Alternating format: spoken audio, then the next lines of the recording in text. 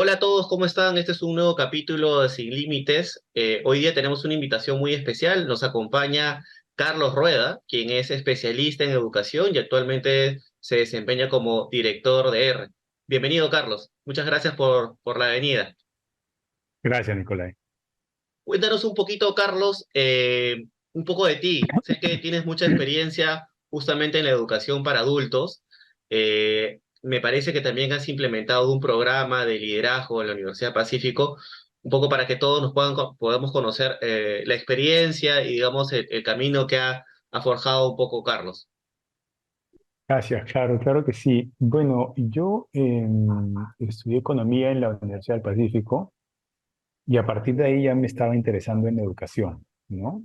Era jefe de prácticas y me acuerdo que hicimos un proyecto en la universidad del intercampus, o sea, hubo un debate presidencial que solo se enfocó en educación. Entonces nos tocó como investigar sobre los problemas de educación de todo el país, ¿no? Fue bien interesante y a partir de ahí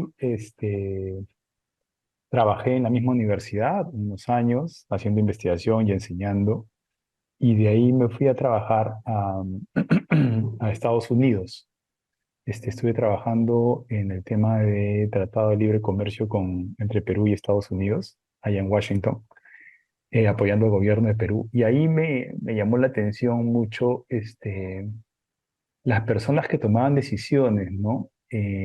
Cómo llegaban al poder los líderes, ¿no? Y qué tan preparados o no estaban, y cómo como sociedad poníamos en manos de personas las decisiones que nos afectaban a todos, ¿no? Y cómo podemos ayudar a estas personas a que naveguen mejor el rol que tenían, ¿no? Entonces lo vi tanto desde los líderes de empresas, del Estado, ¿no? Del Perú y de Estados Unidos. Entonces fue bien interesante esa experiencia.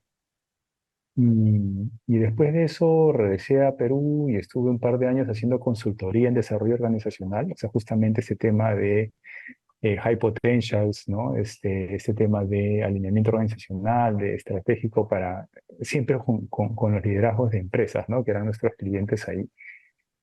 Entonces ya comencé a aplicar eso, por así decirlo, y ahí comencé a hacer coaching, mucho coaching, ¿no?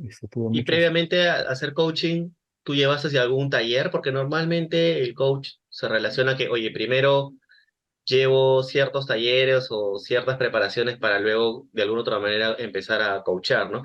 Y ahí quería hacerte otra pregunta, porque me parece sumamente curioso, en verdad, porque tu perfil arranca con economía, ¿no? Y es más, cuando tú viajas a Estados Unidos, tu enfoque era justamente cómo este tratado beneficiaba, ¿no? A la parte, todo, a todo un conjunto de sectores de actividades económicas, ¿no? Pero que luego ante eso te comienza a dar curiosidad. Y aquí mi pregunta sería, ¿desde cuando eras un poco más joven ya te causaba algún tipo de interés o recién cuando tú dices, oye, ¿a quiénes elegimos? ¿Ah? ¿Quiénes son los que lideran? Porque no necesariamente en el gobierno existe una especie de meritocracia para ciertos puestos claves, ¿no? Eh, Entiendo que igual ahí hay un poco de evaluación, efectivamente deben haber algunos perfiles que se tienen que cumplir, pero no necesariamente pues voy a pecar de ignorante, ¿no? Es la persona más idónea para que lidere al 100% todo lo que se le pone, ¿no? Sí, o sea, yo creo que, o sea, como yo digo, ¿no? La cabra tira al monte. O sea, todos nacemos con un don, ¿no? Ujú. Y también la vida te va pasando por experiencias en los cuales eh, acumulas otros, ¿no?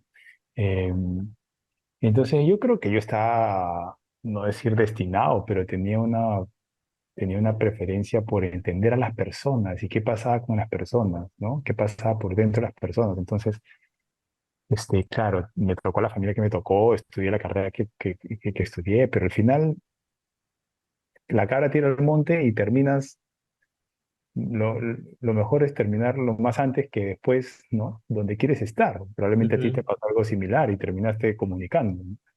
Eh, este, eh, entonces, más o menos así, ¿no? Siempre me interesaron las personas. Entonces, por más que me metieron en un rol económico allá, mi enfoque era siempre las personas, ¿no? Em, y bueno, eso, y después sobre el liderazgo, claro, esta pregunta, ¿no? De ¿el líder nace o se hace, ¿no? Ujú. Entonces, yo no sé si los líderes nacen, pero definitivamente se pueden hacer, ¿no? O sea, esa pregunta yo la veía como hasta irrelevante, ¿no? O sea, es como, en realidad, ya, pues la persona está ahí, o sea, ¿qué importa si ¿Qué nació o hacemos? se ¿No? hizo? O sea, es cómo podemos ayudar a esa persona a que haga mejor su chamba, ¿no? Ya sea por un favor político o es el sobrino del dueño o lo que fuese, Claro. la persona está ahí, pues, ¿no? Entonces, ¿Qué eh, hacemos? hay que ayudarla, ¿no? A que se desarrolle en este nuevo rol que tiene, ¿no? Y justamente en este proceso en que tú viajas y comienzas a ser coach, ¿qué identificaste tú? ¿Cuáles eran esas brechas latentes que se notaba entre, no lo sé si necesariamente entre lo que tú querías, sobre lo que realmente existía, o de lo que tú veías en otros profesionales, sobre la diferencia que puede existir en tu entorno cercano, no sé si es Perú o dentro de tu recorrido también has tenido experiencia de tocarte con profesionales de diferentes regiones, ¿no? ¿Qué fue lo que te cautivó de que tú dijiste, oye, o sea, yo creo que la puedo hacer y me gusta y creo que hay que mejorar estas cosas, ¿no? Y, o sea, un poco respondiendo también tu pregunta anterior, yo nunca he estudiado coaching. O sea, Ya, tuve la suerte de regresar a apoyo de Estados Unidos y me encontré con un coach super crack. Yo creo que es uno de los mejores coaches que existe. Y él fue mi jefe y me dijo, tú tienes pasta. No, me dijo, llévate los libros, los cursos, yo te voy a enseñar. Y él me enseñó en la práctica, ¿no? Me dio personas para coachar y él me acompañaba. Y es como, el mejor entrenamiento es como hacen los psicólogos, ¿no? Es un espejo, o sea, tú coacheas mientras eres coacheado. Y en ese proceso, entre dos paredes, haces un reflejo entre lo que te pasa y lo que tú estás diciendo, y en el fondo lo que tú estás diciendo te lo estás diciendo a ti mismo, ¿no? Pero eso lo conversas con tu coach, ¿no? Y tu coach va ajustando cosas en ti para que tú diferencies qué cosas se probleman en las personas y qué cosas tus propios sesgos, ¿no?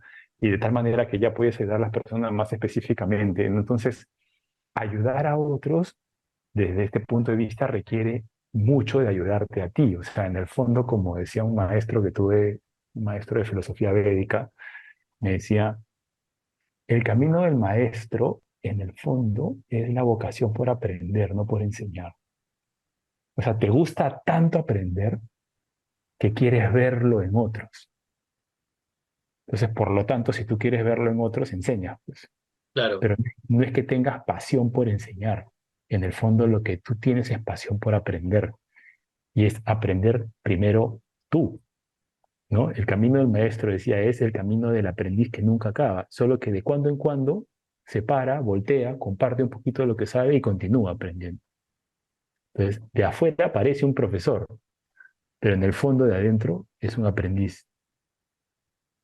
correcto. Y, Es un poco lo que yo hago, se origina el podcast, ¿no? Que justo te escribí el interno, y es porque creo que la mejor forma de compartir es aprendiendo. Y uno no puede dar, creo que yo, va correlacionado a lo que tú dices, uno no puede dar lo que uno no recibe o lo que no busca para recibir, ¿no? Porque tenía un podcast también con un amigo muy cercano que es Diego Talledo y él me comentaba que uno tiene que pedirle a la vida, o sea, uno tiene que pedirle, o sea, yo quiero llegar a tal punto, pues entonces pídeselo, pídele a la vida, pídele a quien tú quieras, pero pídesela para que te pongan las personas adecuadas y que estas personas o las circunstancias te oriente hacia donde tú realmente quieres llegar, ¿no? O sea que me causó mucha correlación con lo que tú mencionas, lo que justamente esta persona te comenzó a cauchar y qué paja que en verdad des la puerta abierta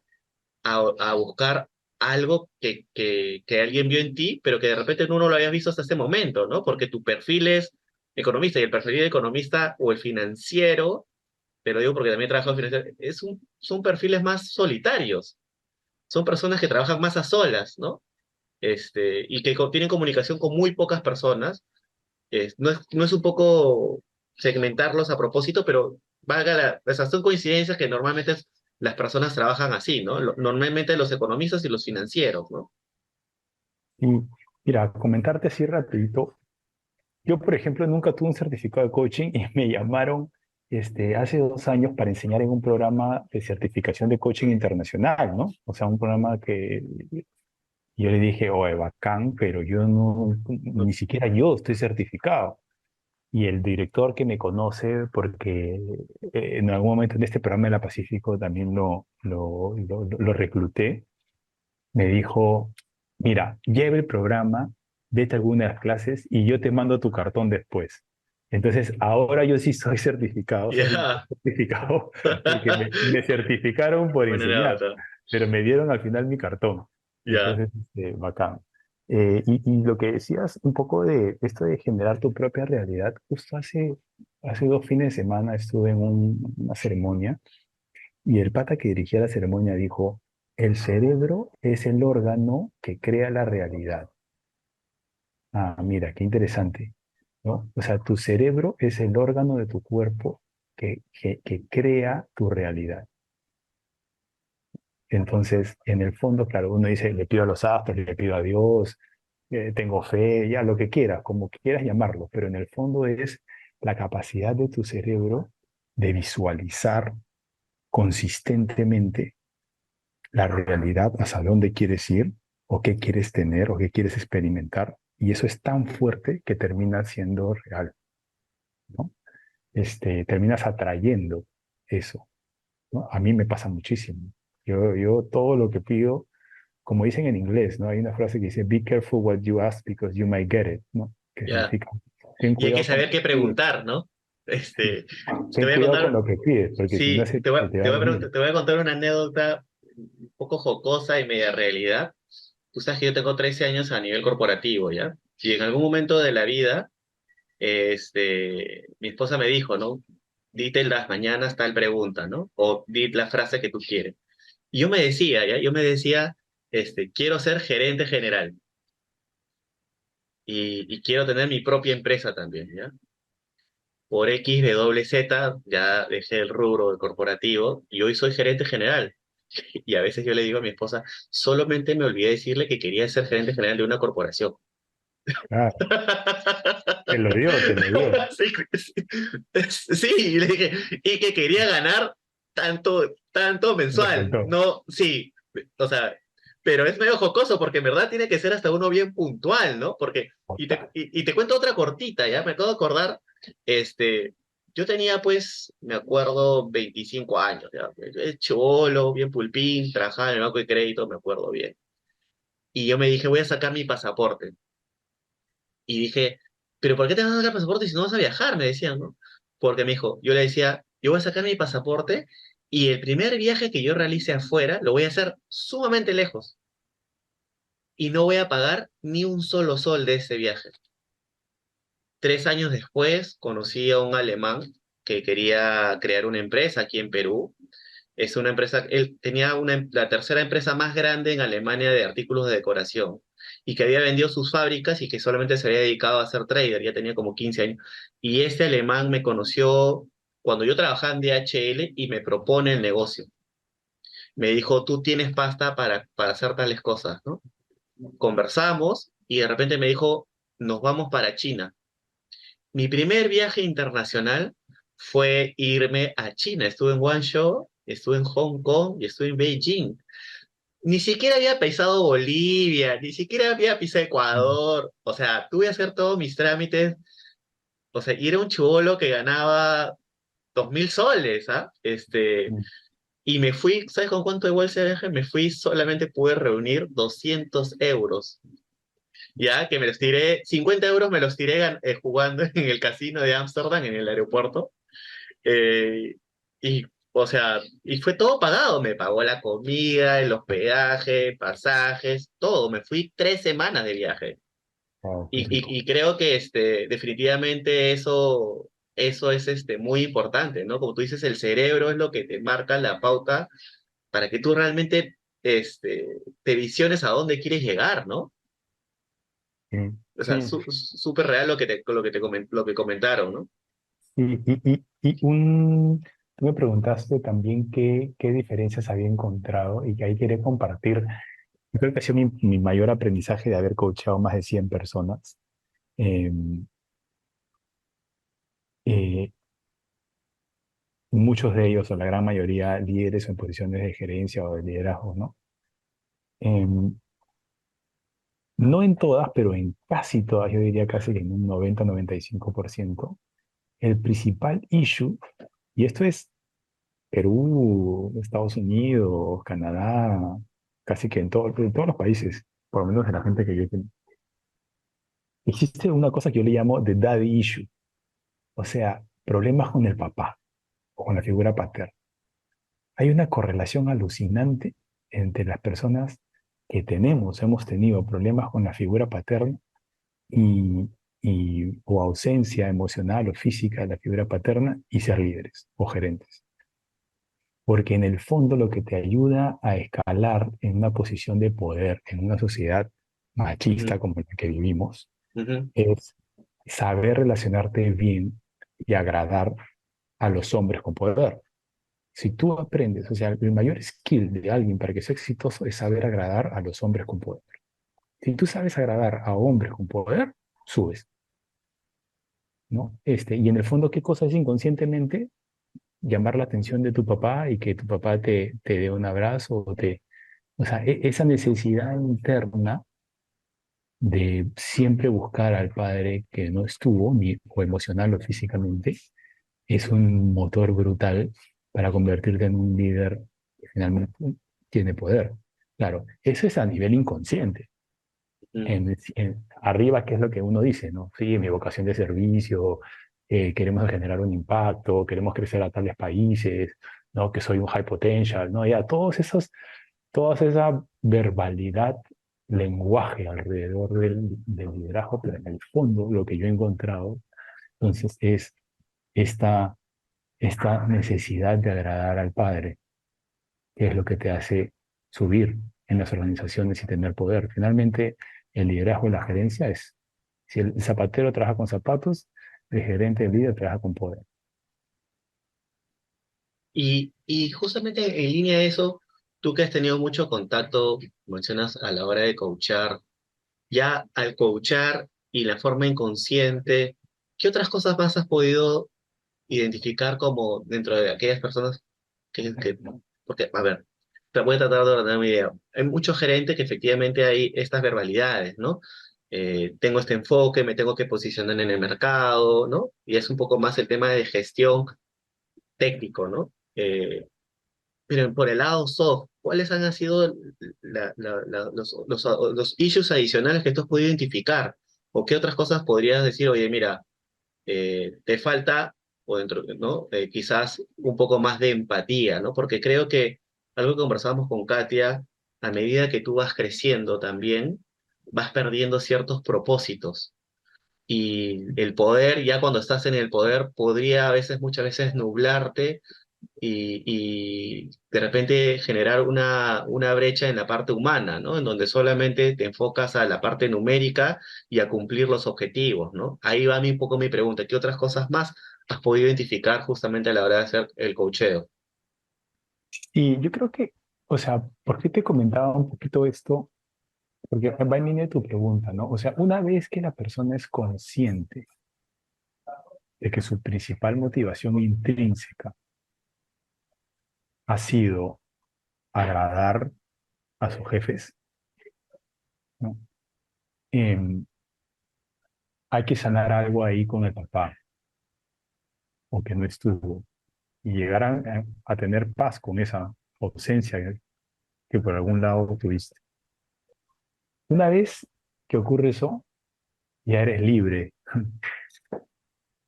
y puedes hasta no querer ser líder nunca más. Puedes hasta haber dicho, escucha, nunca quise hacer esto, nunca quise vivir con tanta presión, ¿no? Nunca quise hacerme responsable de tanto, ¿no? Es también una patología, una patología de buscar muchas responsabilidades, más allá de lo que un humano debería tener. Pues una vez que te liberas de eso, hay chicas que van a ser mamás, hay patas que se jubilan, ¿no? Que buscan otro tipo de, que se enfocan en su Ujú. vida, ¿no? Entonces, hay un primer paso bien importante de liberación de esta tarea que nos hemos autoimpuesto de tener que ser líderes, ¿no? Y que la medición del liderazgo es cuánto poder cada vez acumulamos. Ya.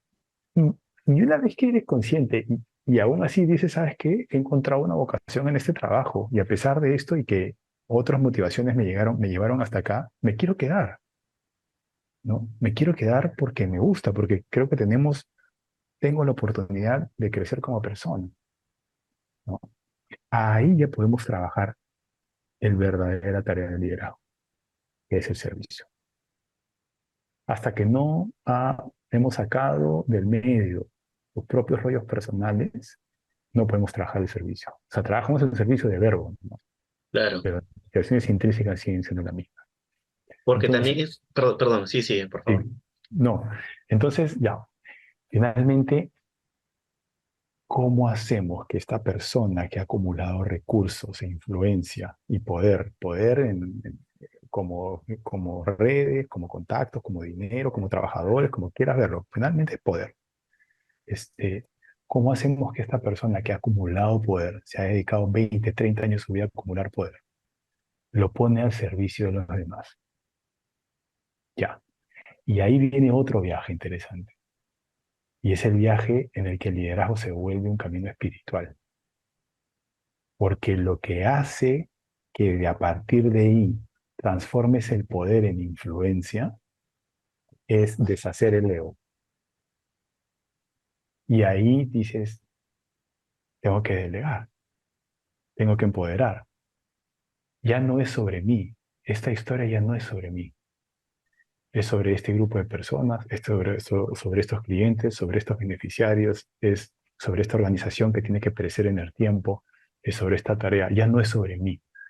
Yo soy solo un instrumento, ¿no? Y ahí es donde comienzas a trabajar en el ego. Y mientras más, es curioso, a partir de los 40, mientras más sacas el ego del camino, más influencia comienzas a generar. Este, y bueno, comienzas a escuchar más, sueltas, sueltas, sueltas, empoderas, te vuelves en un flujo, ¿no? Consigues para acá para que ellos hagan, consigues para acá para que ellos hagan, que ellos se lleven el crédito, aquí está. Te conviertes en un flujo, en una plataforma. Aquí has dicho algo bien interesante, que es que en este proceso del flujo, tú dices que el otro tome el protagonismo, ¿no? Yo veía una falencia, no sé si tú también la ves en las redes o en LinkedIn, solamente se deja ver lo que el otro quiere que se vea, ¿no? Sí, Que es justamente, yo he visto mucha gente que habla de liderazgo, de empatía, o sucede en las compañías, ¿no? Que muchas veces mandan a sus colaboradores a hacer talleres, pero sin embargo, en la contraparte todavía te siguen llamando para trabajar o te llaman a las 11 de la noche, ¿no? O te exigen el 24/7. Aquí, ¿qué recomiendas, no? Porque también hay que hacer un poco coherentes en lo que uno se dice ser como líder a la hora de justamente también hacer, ¿no? Y lo otro es que todos tendríamos que de alguna otra manera ser coach entonces para poder entender mejor el tema interior, porque me parece fundamental lo que tú mencionas, ¿no? O qué también podríamos hacer para poder ir mejorando en el proceso, porque no necesariamente todos vamos a poder llegar a ser, a veces se relaciona liderazgo con poder, con cargo, y yo creo que no necesariamente, ¿no? creo que sí. Yo creo que, o sea, creo que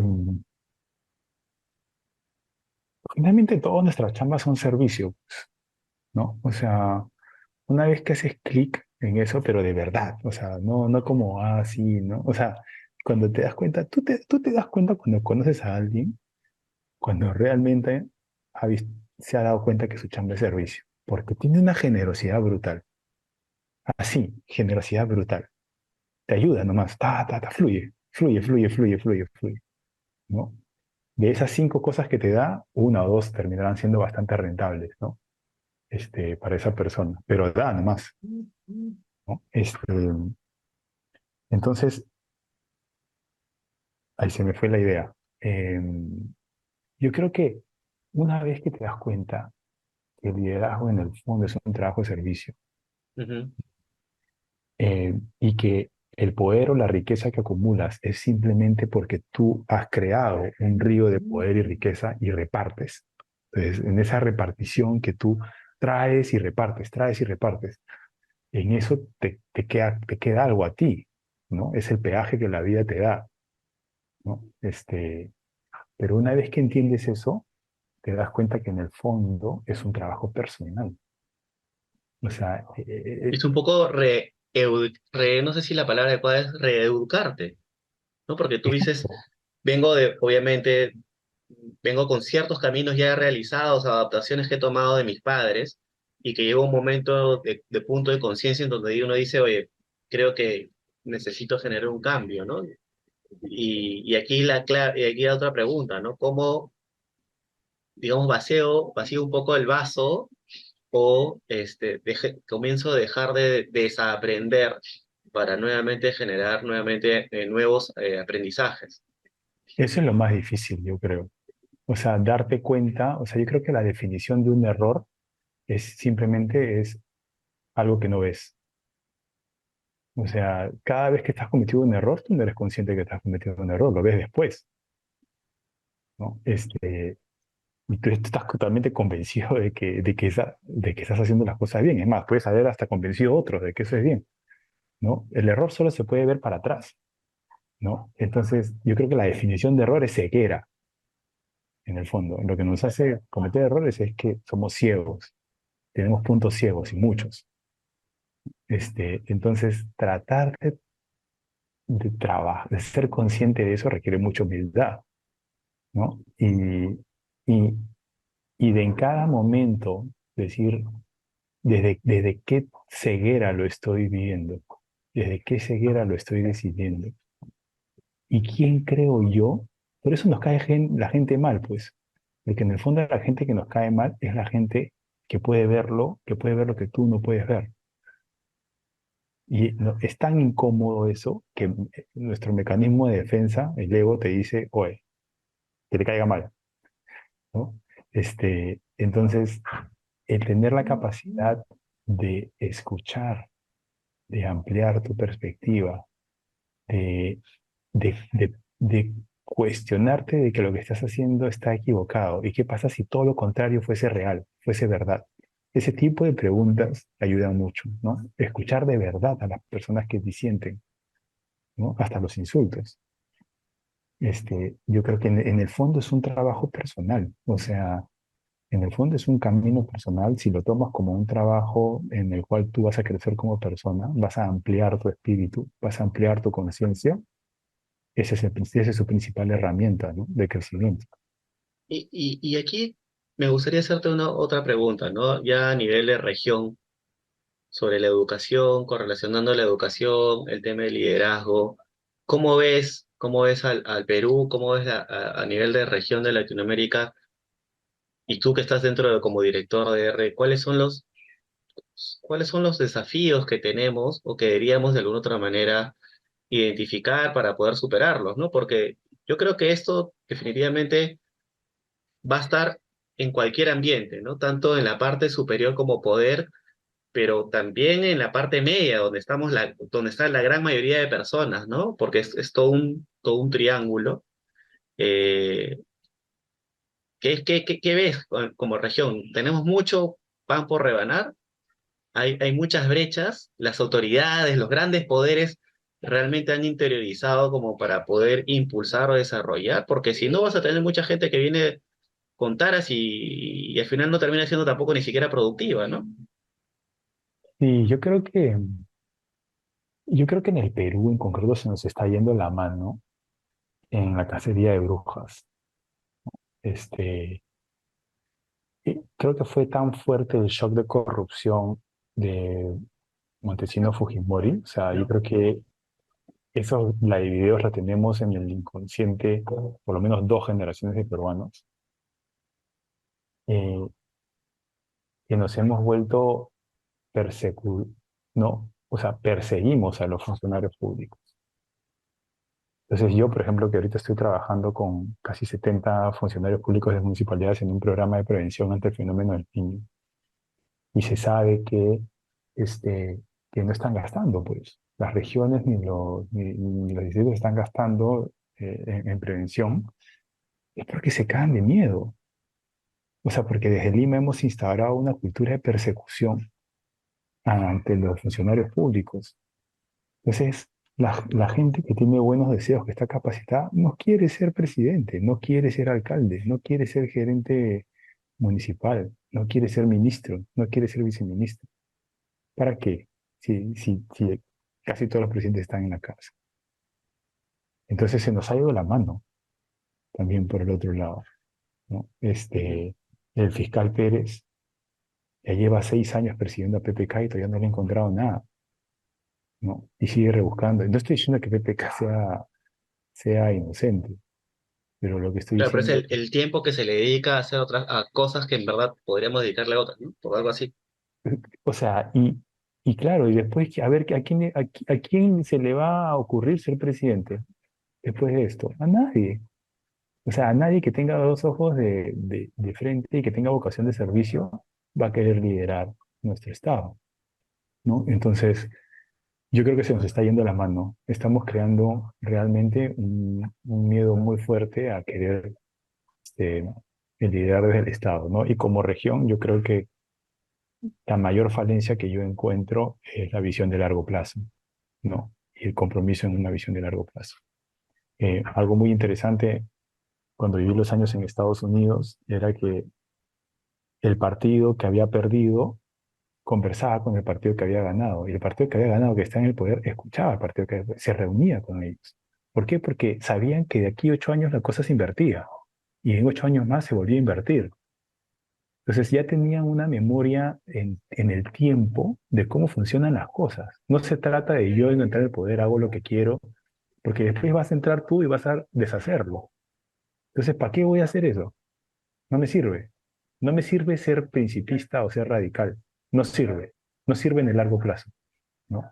Entonces, nosotros no hemos incorporado esa lección.